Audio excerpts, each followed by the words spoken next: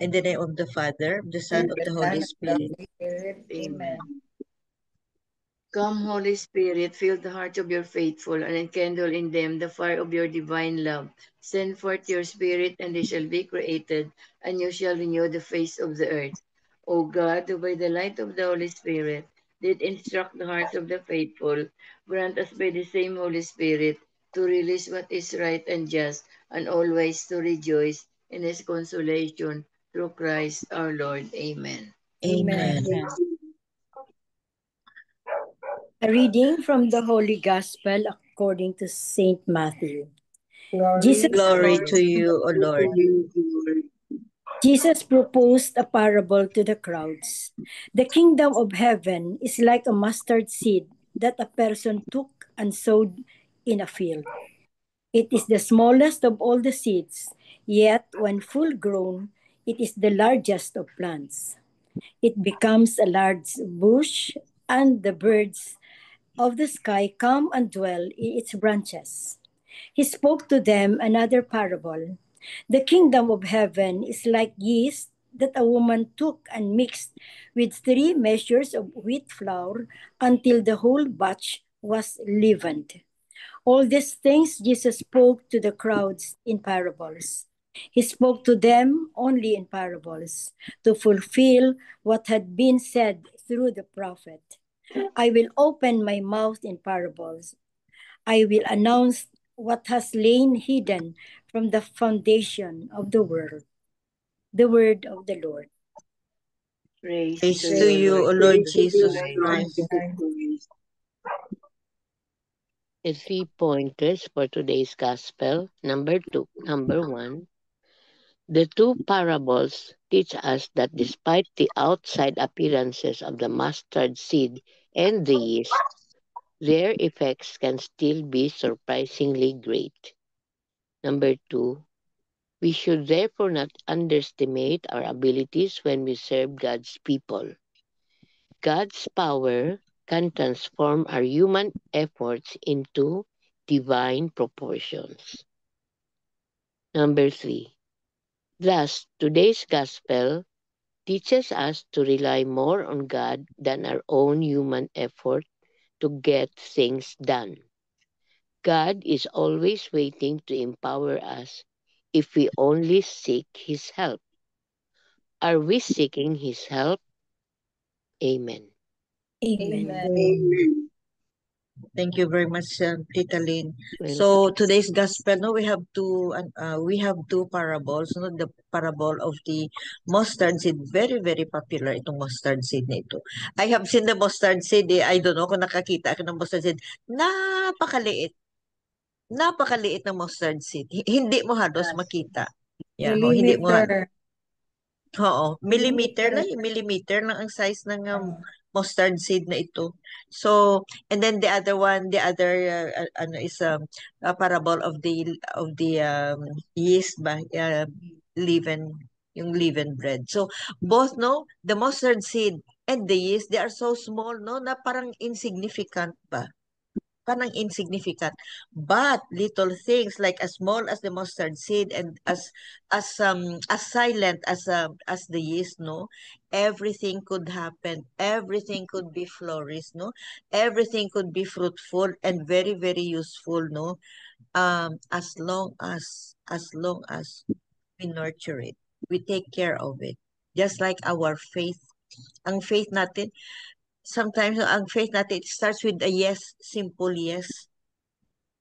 I can always relate this, no, na simple yes lang natin, no, like for example, no, tayong lahat dito, no, we were invited to join this group.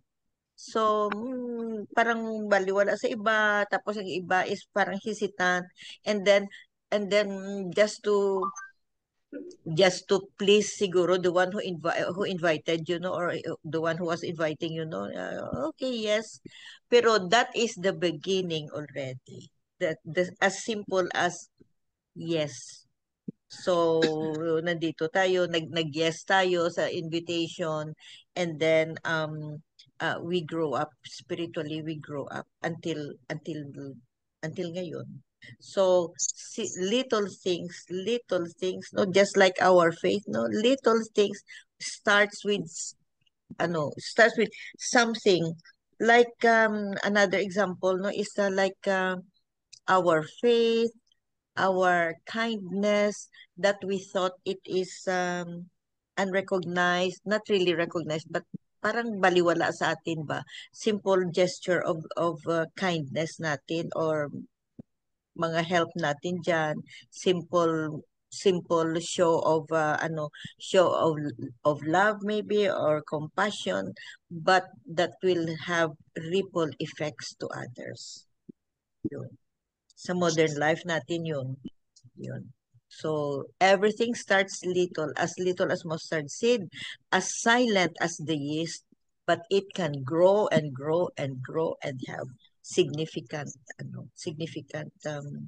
contribution to the either to the society or to the spiritual life of others, and especially to our spiritual life.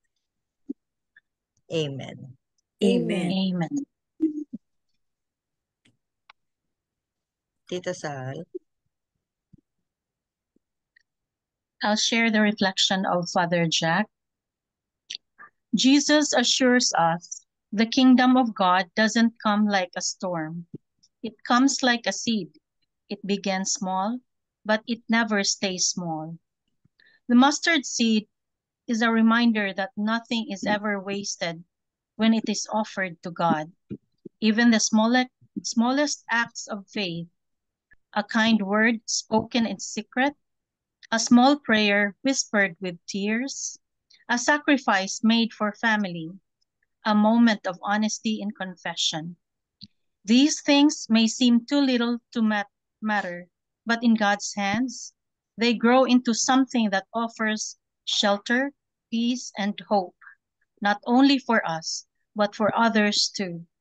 In our families, in our parishes, in our personal struggles, these small seeds matter deeply. The yeast teaches us that God's grace works from the inside. Just as yeast quietly makes the dough rise, grace transforms our hearts from within.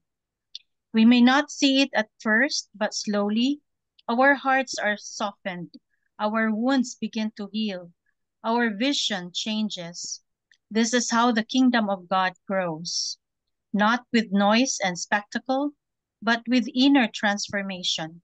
So if today you feel small, tired, or unseen, take heart. God is still working in you. Trust the process. Trust the quiet work of God. In time, what is hidden will be revealed, and what seems small will become great in His time. Amen.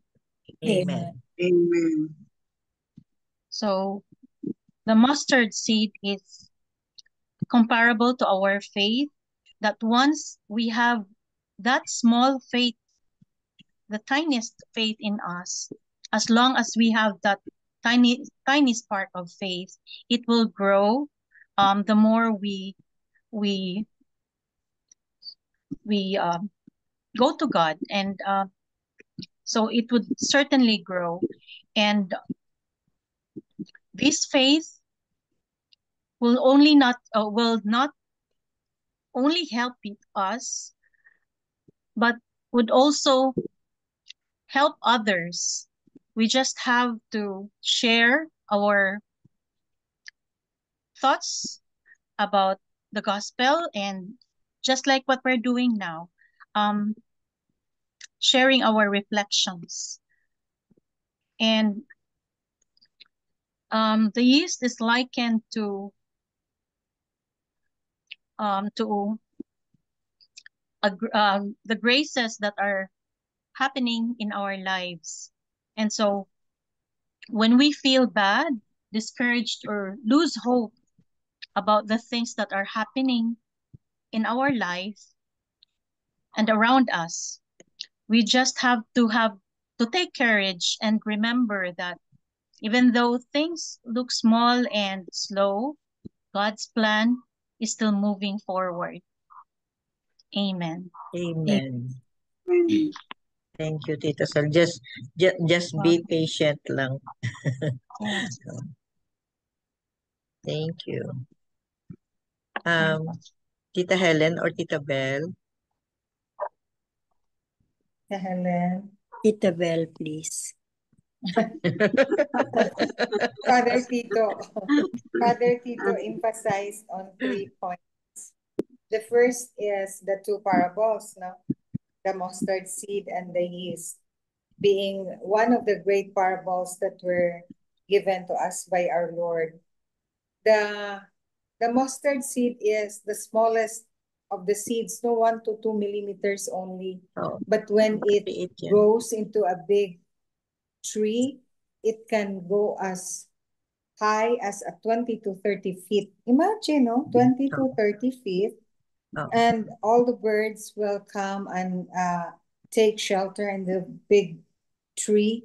So it's just like us, no? Like our faith, like what we're doing. It makes a ripple effect, just like what you said, MJ. The smallest seed that we plant, like the word or the reflection that we share in our prayer meeting, then it can reach to so many people because of the Zoom, no? So it can really ripple and infect others. We share what we reflect on the Word of God. So we also help in spreading the kingdom of God, expanding the kingdom of God, just like what the apostles did when they were in the time of Jesus. They have expanded really the kingdom of God through the spreading of the news, no? The good news. Then the second are the challenges. The challenges may seem to overwhelm us. Sometimes these difficulties are so big that we seem not to be able to move on and seem to be frozen in our tracks to spread the good news, to spread the kingdom, to expand the kingdom. But as Mother Teresa said, we can do little things with great love. So it really can make us meet the challenges head on, as what Mother Teresa uh, gave us as an example. The number 3 are the changes in society. According to Father Tito, he quoted Margaret, this great author, Margaret Mead, who said that changes always begin with great men and women. Just like the apostles in our Catholic faith, they did give us a great example in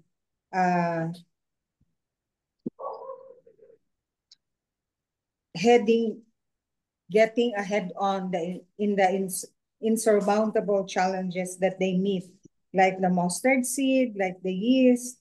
So we have to get together, a small group of men and women. That's us, no? Sometimes MJ said, oh, last night we're only 3. But then when you listen, you reach so many people. No, you reach so many people, just like me when I reviewed the Zoom prayer meeting that you had. You're only 3 really. But then the Lord said, where 2 or 3 are gathered in my name, I am in the midst of them. So powered by the Holy Spirit, you spread to the people who listen to the prayer Zoom meeting. And how many people are being reached by us, no? Even if we're only little, no? So the Lord is always there to make us do the great things for the kingdom of God. Amen. amen. Like the mustard seed and the yeast. Amen. Amen. Thank you, Belle. Very, very true. Welcome. We seem no na not really worry. Yeah, we worry because like it seems like our deeds, no, big or small, no, like left unnoticed. Yeah. And then like the yeast, no, something is going on silently. Yun. Yun ang yeast eh. We cannot see it. We cannot see it, but it it it is working in silence. Mm-hmm. Kaya oo, pero yun ang main ingredient ng bread. Making a dough. Yun. Ang yeast. As Mm-hmm. innocent looking as the yeast, as small as the mustard seed, but it can grow and grow, and you know, just be patient. Yun ang sabi. Just be patient because nothing is left unnoticed in the eyes of God. Especially our faith, no? Simple yes, no? Na, okay, sige, yes. Simple yes is already a beginning or a start of everything. Especially with our faith. Saying yes to this call, no? In this ministry, no? A simple yes. It is so transforming na nag-yes lang tayo pero eventually our faith grows and grows and grows until now it's still growing. Yeah. Transformative. So, transform tayo lahat. Tayo lahat na transform. By our simple yes, sige mag-join ako o sige mag-ano. Sometimes with hesitancy pa during that time. Pero yun, be patient lang because like the yes, no? Something is working silent. Amen. Tita Amen. Helen, you have something? Yes, Short comment o ano ho? yes, I could recall the moment when Tita Remy invited me. I didn't have the second thought. I said kaagad, yes, I'm willing to join. Ano ba yun? Sabi ko, prayer every night. So, from the time that I have joined, I'm really very happy and so blessed talaga to have known you. I've just imagined that every night we read the gospel and there's a sharing. How good the Lord is that the knowledge of the Holy Gospel is with us always, and we cannot do as I said, it's hard to understand the gospel since no then but this time through the help of all of you in our group, especially if Father is with us, I'm so happy talaga. And maybe before I could recall what was I am doing before nung hindi pa ako joining this group. I spend time this one with my phone ko ano-ano lang dyan. Sometimes yan, magtahi-tahi or whatever. But this time, I'm looking forward talaga. Sabi ko sa daughter ko, bilisan mo, it's already 7:30. Oh, Zoom is now open. Like every night, open, bing-bing. Sabi niya, check the light, the brightness, i-check na pa yung sound kita. Tapos, Just like Mega Billion. oh. Gina-check. Sound check. Tapos, di ba last time I was in the other house, sabi ko, Bing, I cannot enter. Sabi ko, she told me, hanapin mo yung name ni Mary Jane. Ayan na, nakascore. Ayan. Ay, sabi ko, Bing, namalhas ako, Bing. Sabi ko, God, I don't know talaga. Tandaan mo ay. Tandaan. Ganyan talaga, little faith, but it grows daily. Yeah, it grows daily. Yes po. Amen. Amen. Yeah. Amen. Oo. Kasi ang isa pang mga sharing natin dito ba and witnessing yung little things no na makatch mo na miracle yun or work of God yun or divine providence yun. Yun ang importante na masanagan tayo ba it's so enlightening ba na ay oo nga pala no na oh yes maganyan ba na ma-remind tayo. Just like ang gina-promote ko talaga ngayon is yung perseverance in prayer ba because my prayer was granted after 30 years. Thank you, Tita Linda. Kinukulit na ako, Tita Linda, noon for 5 years. God's plan. So the faith that grows and grows, no?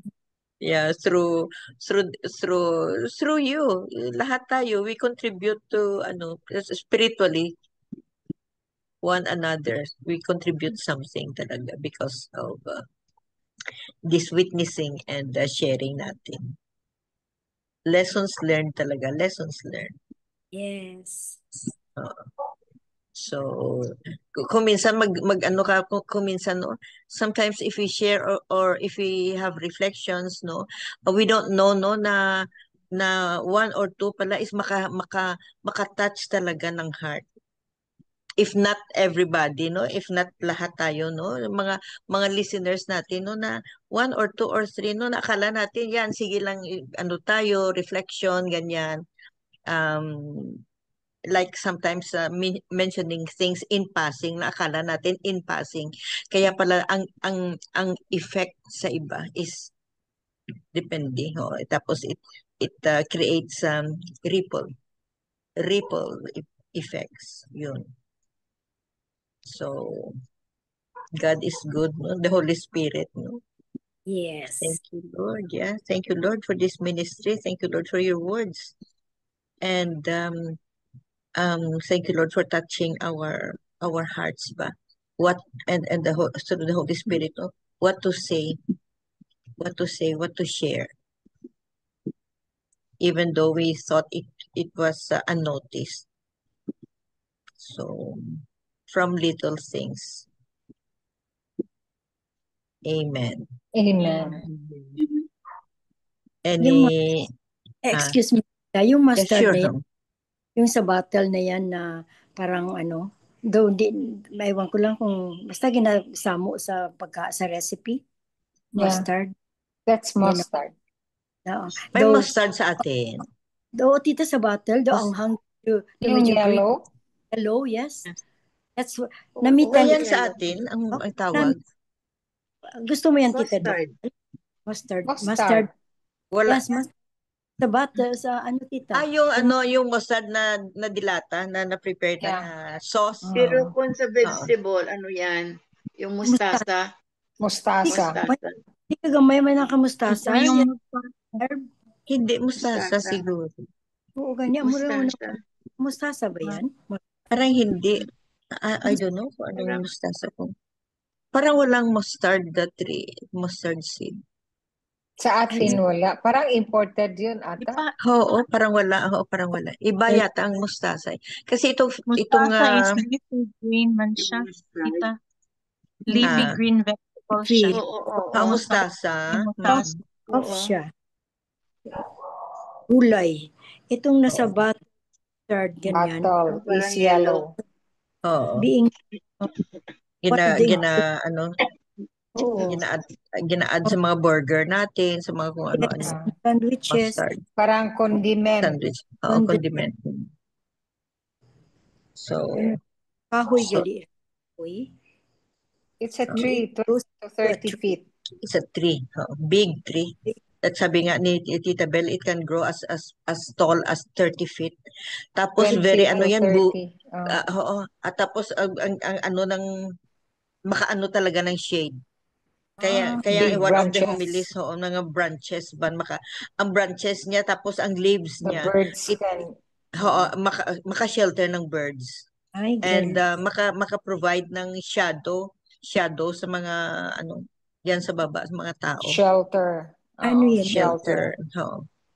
Doon yan tumutubo sa where Jesus was living before sa Holy Land. All those mentioned, no, all those things mentioned, no, during the biblical time, yun ang nandoon sa time ni Jesus. May mustard seed dyan, may Sea of Galilee, may mga pangisda dyan, may mga sycamore tree, mga ganyan. Yan, St. everything. Peter's fish.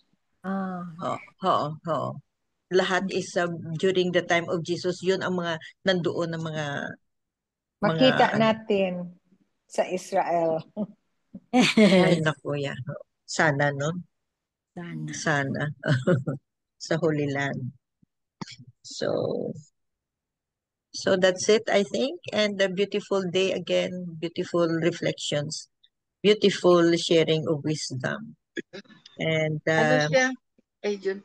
English ng Ah. mustasa is mustard green or mustard leaves. Oh, Mm. yun. Pero leaves, Scientific name Vegetable. niya is hindi, Brassica juncea. hindi tanakahoy, not a tree. oo. It's mustard, no? Mustasa dyan is not a tree. Yes, para sa Ang ito, ang mustard seed na ito is tree. Oo. tree. Ibang variety siguro. Oo. Yes. So, anyway, thank you. And any short conclusion or short comment before the before the closing prayer? Wala na. No more. Oo, No no more. more. Sige, please. Yeah, please go ahead, Miga Belen. Heavenly Father, help us to keep our faith strong. Fill us with peace and pour out your Holy Spirit on us and empower us to live a life that honors you. In Jesus' name, amen. Amen. Amen. And all together, please, glory be to Glory the be Father, to the Father, to the and Son, to the Holy and to the Holy Spirit, Spirit, as it as was it in the was in the beginning, is beginning, now, is and now, ever and shall ever be, shall be, world world without without end. end. Amen. In the In the name name of the of the Father, Father, the the Son. Son, of the Holy Spirit. Amen. Thank you all. Thank you very Thank you. much. Love you guys. Bye. To all, Bye. God bless.